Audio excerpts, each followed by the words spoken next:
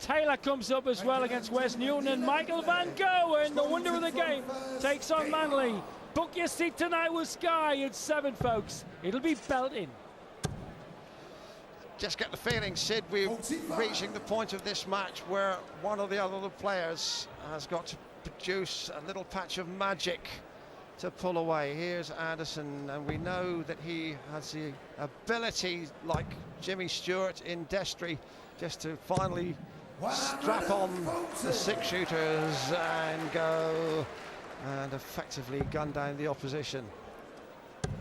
Well, to mix metaphors, let's go to fantasy literature. The hands of Anderson could weave a fairy tale. But the Harry Potter top slotter could be Baxter. Who will end up in Hogwarts? And who will end up back home? Harry Potter top slaughter. 60. You couldn't make it up. There's more wizards in this than J.K. Fielding ever thought of. 97. So who will it be of these experienced campaigners that can produce a kick, a spurt, a burst, a blast to carry them over the line to meet the winner of Manly versus Van Gerwen? That's the tantalising prospect for both of these players. Everything to go for, not to say difference of 2,500 in prize money. But we require 161. Remember him pulverising this when he won the World Championship in '88. Did at least 6 in the whole tournament, commentated them all. What a player, Anderson. And talking about upcoming, he has me going on about Taylor and people like that in Barneyveld. We've got 61. A belter coming up soon. Barry Bates of Wales against Andy Smith. Andy Smith's only 6 meat pie, and Barry Bates has got gout and can hardly stand. You couldn't script it.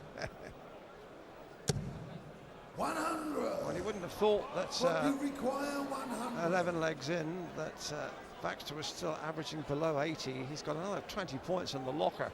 But Anderson looking to regain the lead here. Double 10 now. Again, measuring the moment. Bob Anderson looking at that double. And again, Damon Lanning measuring the phrase. Ready, you require 100. Simple tongue for 6'5". Got the red bit. Wants the top lipstick. Side lipstick, 10s. Does snatch the dart. See, that's one of the things when your momentum is fractured. E equals MC squared. If the E's wrong, so's your speed. Yes, and Alfred Einstein got it right. Wow, Anderson's got that right too. He gains the lead, 6-5, and Baxter knows he's not really on top of his game. Game on. Now what I could see here is Bob stopping the old slow coach tactics, or the slow poke tactics, as it's known in Texas. Isn't slow cow poke. Now what will happen here is Anderson might speed up. Might well speed up and try and bash in a couple of legs, just like Brendan Foster, making the Kenyans guts hurt in the middle of a 5,000 meters. But brilliant reply from Ronnie, as they say in the tune, gear on! Yes, surprisingly, that's the first maximum of this match. And just when we thought that Baxter might be buckling, he's come up 100. with the perfect answer. I think there might be a smidgen of needle between these two. There was a couple of shots earlier when Baxter gave Bob old-fashioned looks. 85. Think there could be a smidgen of needle.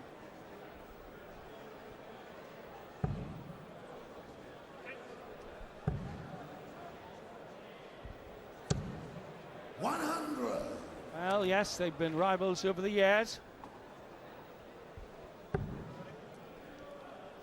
Well, Baxter can only be concerned about the pace of the game, but that's all part of the business. Absolutely. Well, just watch this. Look at Ronnie's old-fashioned look. Could be about the slowness of the game, or could just be generally. You never see them chatting, never see them having a drink, these two. Could be a bit of needle. 60. Well, yes, I'm bound to say that Anderson's done absolutely nothing it could be construed as in any way unfair in this match. He's played it at his own pace, but he's entitled to do that. 96.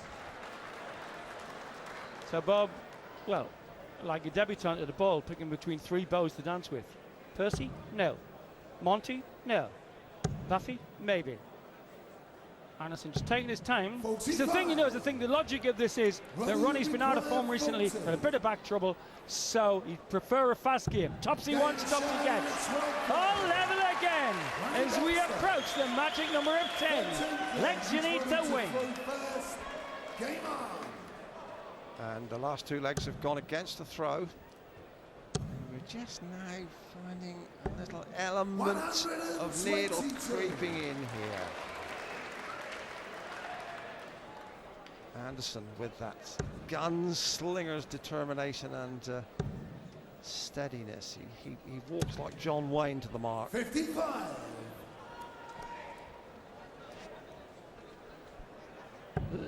Legs 1 against the thrower is dead level, 2 apiece. 60.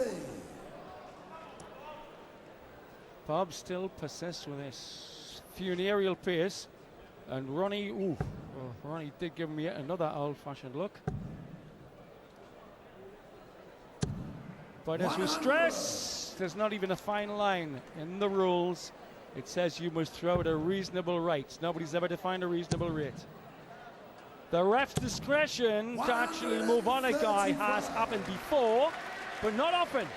Well, there's never been more than 1 leg between the pair of them, apart from right at the start of the match when Anderson moved into a 2-love lead. 60. Winter Gardens, Blackpool. Sludgy skies, sludgy North Sea outside. Wrong sea. Anyways, not sludgy in here. Crowd appreciating the tactical battle here. Are they ever? The cognoscenti crammed in here. Well over 1,600 people. Yes, it may well be, Sid, that if Baxter is concerned about Anderson's tactics, it may have fired him up. It just might rebound on Bob, because Baxter's played a pretty good leg here. Could go out in 13 darts with the throw, and that's difficult to play against. 92. Double 8 requires 16. to regain the lead. There it is, and that's more like the polished finish we've seen from Baxter in the past.